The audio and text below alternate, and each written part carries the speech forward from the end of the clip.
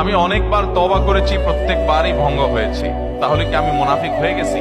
না ভাই, তওবা হওয়ার পর তওবা ভেঙে যাওয়াটা অস্বাভাবিক নয়। আপনারা খুশি হবেন শুনে, আমাদের রব আল্লাহ রাব্বুল আলামিনের একটা গুণবাচক নাম হলো তাওয়াব। কি নাম ভাই? তাওয়াবের মানে জানেন? আল্লাহু আকবার। রিপিটেড, বারবার যিনি বান্দার তওবা কবুল করে। এই জন্য ভাই, একবার গুনাহ হয়ে গেছে, আল্লাহর কাছে তওবা করেছেন, চেষ্টা করছেন যে আর যেন না হয়, কিন্তু আবার শয়তান কাত করে ফেলে দিয়েছে, আবারও তওবা করে ফেলবেন এবং দুর্বল হবেন না। এখানে ইবলিস আপনাকে বলবে, তুই এতবার একই কাজ করে তওবা করছস আল্লাহর কাছে, আবার কোন মুখে তওবা করবি? থাক, বাদ দে। আপনার তওবা থেকে দূরে সরাবে। এটা হলো শয়তানের সবচেয়ে বড় অস্ত্র।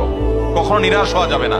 তওবা আগের বারের চাইতে পরের বারটা আরো স্ট্রং করবেন, যে ঠিক আছে আগের বারটা তওবা আমি দুর্বল ছিল, এটাকে আরো স্ট্রং করবো, চেষ্টা করবো না ইনশাআল্লাহ।